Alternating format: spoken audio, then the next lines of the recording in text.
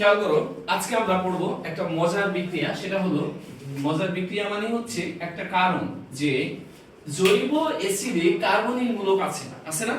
এই যে একটা জৈব অ্যাসিড আর সি ও ও এইচ, এই যে কার্বনিল মূলক।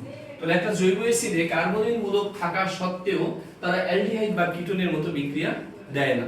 অ্যালডিহাইড বা কিটোন কি দেয়? সংযোজন বিক্রিয়া দেয়, কেন্দ্রাকর্ষী সংযোজন বিক্রিয়া দেয়, কিন্তু জৈব অ্যাসিড কেন্দ্রাকর্ষী সংযোজন বিক্রিয়া দেয় না। কেন দেয় না? খুব স্মুথলি বুঝো ব্যাপারটা।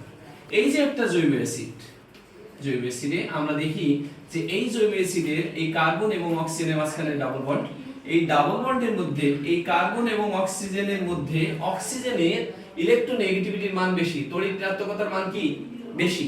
বেশি হলে এই অক্সিজেন এই বন্ধনকে টেনে নেয়, টেনে নিয়ে সে কি হয়? অক্সিজেন ঋণাত্মক আয়নে পরিণত হয়, আর এই কার্বন কি হয়? পজিটিভ আয়নে পরিণত হয়।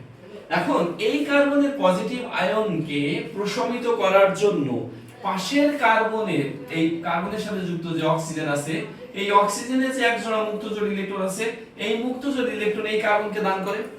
দেখো, এই ইলেকট্রন যখন এই কার্বনকে দান করতেছে, তখন এই অক্সিজেন আবার পজিটিভ চার্জে কনভার্ট হচ্ছে, হচ্ছে কি না? হচ্ছে। তার মানে পরবর্তীতে এই অক্সিজেন যখন পজিটিভ হিসেবে কনভার্ট হচ্ছে, পজিটিভ আয়ন, এবং এই অক্সিজেন এবং হাইড্রোজেনের মাঝখানে যে একটা বন্ধন আছে, এই বন্ধনটা আবার এই অক্সিজেনের ইলেকট্রন ঘনত্ব প্রশমিত করার জন্য এই ইলেকট্রন আবার ওর কাছে যাচ্ছে, এই বন্ধনের ইলেকট্রন।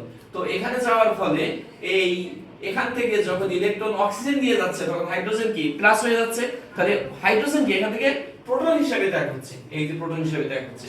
তার মানে এই জৈব অ্যাসিড কেন বিক্রিয়া দেয় না?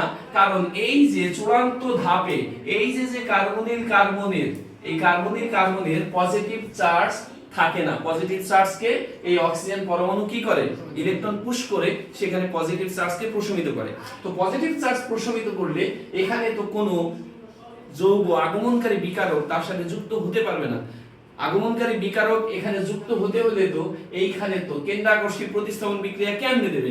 কেন্দ্রকে যে আকর্ষণ করবে ইলেকট্রোফাইল, তার কাছে কেন আসবে? ইলেকট্রোফাইল আসবে যদি এই কার্বন পজিটিভ চার্জ থাকতো, তাহলে ইলেকট্রন ওকে ভালোবাসতো, ঠিক কি না? যেহেতু ওর কাছে কি নাই? পজিটিভ চার্জ নাই, ভালোবাসা নাই। কথা কি বোঝা গেছে? পজিটিভ চার্জ থাকলেই না সেটাকে পছন্দ করবে, তাই ওর কাছে কেউ যুক্ত হতে পারবে না। দ্যাট মিন্স এই কার্বনিল যৌগের মতো সে কোনো বিক্রিয়া দেবে না। অন দা আদার হ্যান্ড, এদিকে দেখো যে এই হচ্ছে একটা অ্যালডিহাইড, এই হচ্ছে একটা অ্যালডিহাইড। তো অ্যালডিহাইডে একটা কার্বন অক্সিজেন যে ডাবল বন্ড থাকে, এই ডাবল বন্ডের মধ্যে অক্সিজেন ইলেকট্রন টেনে নেয়, যেহেতু অক্সিজেনের ইলেকট্রোনেগেটিভিটি বেশি, টেনে নিয়ে ও নেগেটিভ চার্জে কনভার্ট হলো, আর কার্বন কি হলো? পজিটিভ চার্জে কনভার্ট হলো। মজার ব্যাপার হচ্ছে এই পজিটিভ চার্জকে প্রশমিত করার জন্য কার্বনের সাথে এমন কোনো গ্রুপ যুক্ত নাই যে এই কার্বনের পজিটিভ চার্জকে প্রশমিত করার জন্য তাকে ইলেকট্রন ডোনেট করবে।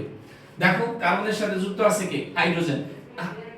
তাহলে হাইড্রোজেন তো আর ইলেকট্রন পুশ করে না, হাইড্রোজেন তো আর ইলেকট্রন দেয় না, দেয় না। তো না দিলে তখন কি করে? একটা ইলেকট্রোফাইল, যে একটা কি নিউক্লিওফাইল, যে নিউক্লিয়াসকে ভালোবাসবে, সে এখানে এসে এই কার্বনের সাথে যুক্ত হবে, ফলে এই আগমনকারী বিকারক এখানে যুক্ত হয়ে একটা চূড়ান্ত উৎপাদ গঠন করবে। এইখানে অক্সিজেন যে নেগেটিভ পোলে থাকে, এই নেগেটিভ পোলের সাথে এই একটা প্রোটন যুক্ত হয়ে চূড়ান্ত উৎপাদ গঠন করে। তাহলে মোরাল অফ দ্য স্টোরি আমরা দেখলাম যে জৈব অ্যাসিডে কার্বনিল মূলক থাকার সত্ত্বেও সে কার্বনিল যৌগের মতো বিক্রিয়া দেয় না। কেন দেয় না? কারণ তার সাথে যে আরেকটা OH গ্রুপ থাকে, সেই OH গ্রুপের OH কার্বনকে ইলেকট্রন পুশ করে কার্বনের পজিটিভ চার্জকে প্রশমিত করে। পজিটিভ চার্জকে প্রশমিত করার কারণে তার সাথে আগমনকারী কোনো নিউক্লিওফাইল এসে যুক্ত হতে পারে না। বুঝা গেছে? Thank you.